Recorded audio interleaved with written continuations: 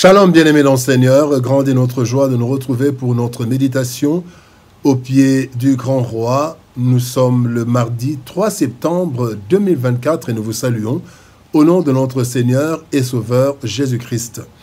Pour notre méditation de ce jour, nous allons lire un texte dans les psaumes, psaume 94 ou 94, verset 19 dans deux versions. Dans la version Louis II, il est écrit « Quand les pensées s'agitent en foule au-dedans de moi, tes consolations réjouissent mon âme. » Parole de vie 2017 nous dit « Quand j'ai la tête pleine de soucis, tu m'encourages et mon cœur est tout joyeux. » Il redonne la joie. Il redonne la joie, tel est le thème de notre méditation de ce mardi 3 septembre 2024. Bien-aimés dans le Seigneur, les réalités de la vie, mises en face de nos incapacités d'agir ou de réagir dans certaines circonstances, dans certaines situations, eh bien, ces réalités nous plongent dans le monde des pensées et des réflexions. Le monde des pensées et le monde des réflexions. Celles-ci, donc les pensées et les réflexions, parfois sans solution malheureusement, eh bien, elles nous font adopter différentes attitudes, bonnes ou mauvaises. Nous sommes, bien-aimés, tous passés, nous passons ou nous passerons des temps difficiles, pleins de soucis, c'est inhérent à la vie humaine. Le texte de ce jour, bien-aimés, nous décrit le passage du tourment à la joie. Oui, les tourments arrivent dans la vie de tout humain. La Bible dit, dans le psaume 34, même en ce qui concerne le juste. Le psaume 34, verset 20 nous dit, « Le malheur atteint souvent le juste. » Cependant, ce même psaume et ce même verset continue avec une note d'espoir. « Mais l'Éternel l'en délivre toujours. » Et la joie que procure la délivrance nous fait oublier les temps de crise. Voyons ce que le verset de ce jour nous communique. Parlons d'abord d'une foule de pensées, une foule de pensées. Lamentation chapitre 3, verset 19 à 20 nous dit « Je suis dans le malheur et je ne sais pas où je vais. Penser à mon malheur est pour moi comme un poison amer. J'y pense sans arrêt. Je ne peux pas oublier et je suis abattu. » Une foule de pensées. Lorsque nous sommes dépourvus de moyens devant des difficultés, devant des défis, une foule de pensées diverses nous envahit. Quelles sont ces pensées? Par exemple, nous estimons que Dieu nous a abandonnés. Juge chapitre 6, verset 13, Gédéon dit « Maintenant l'Éternel nous abandonne et nous livre entre les mains de Madian. » Foule de pensées.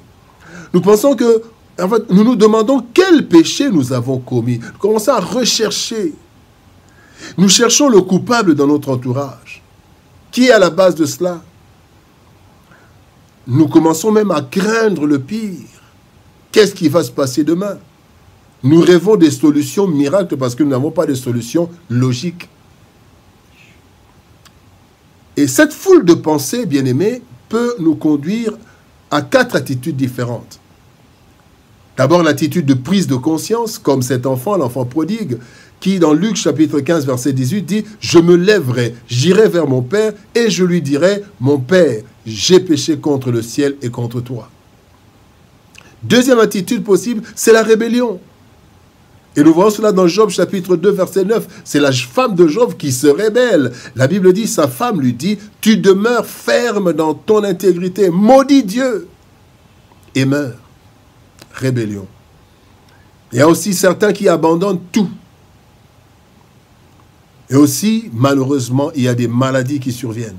Des maladies de toutes sortes. Des maladies vasculaires, des maladies d'hypertension, des problèmes de gastrite et plusieurs choses qui peuvent amener même à la mort.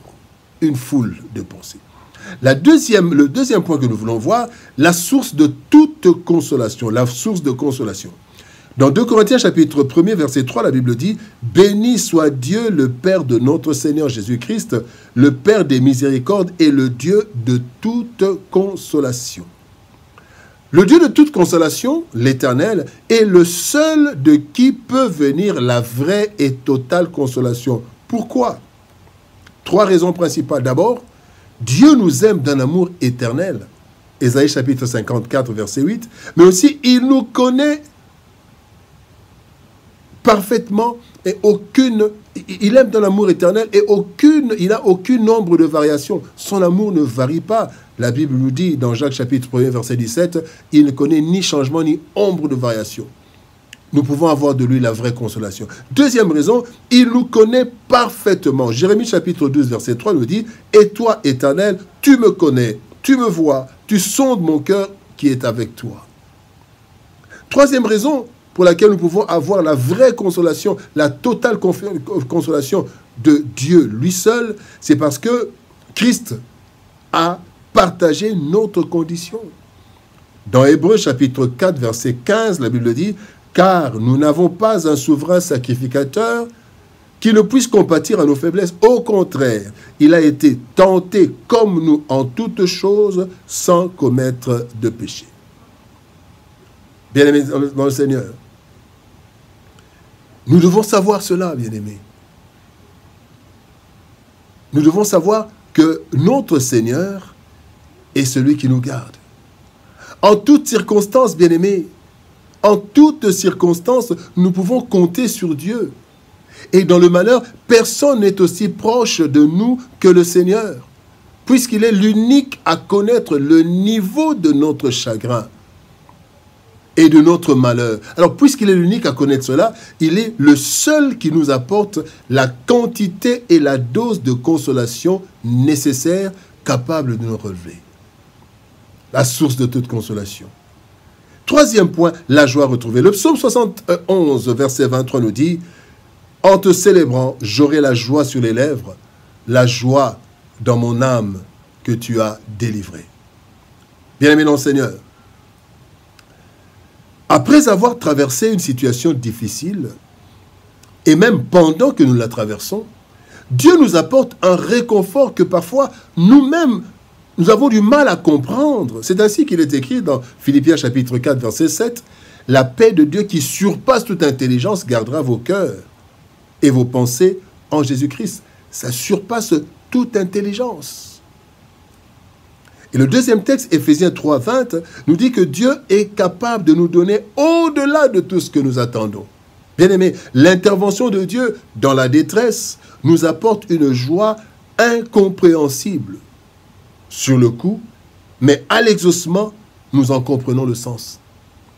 Avec Dieu, au bout de chaque parcours difficile, bien-aimés, au bout de chaque parcours difficile, il nous redonne une joie difficile à comprendre au début, mais qui se justifie lorsque nous voyons ce qu'il a accompli. Bien-aimés dans le Seigneur, il y a plusieurs événements malheureux qui nous font perdre la joie et même parfois nous font perdre l'espoir. En effet, la vie est faite d'événements heureux et malheureux qui arrivent à tout le monde, sans exception.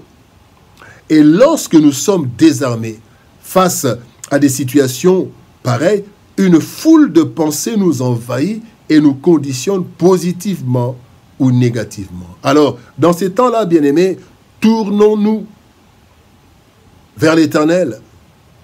Tournons-nous vers le Seigneur qui nous connaît parfaitement et qui connaît l'issue de sortie, tel qu'il est écrit dans 1 Corinthiens chapitre 10, verset 13.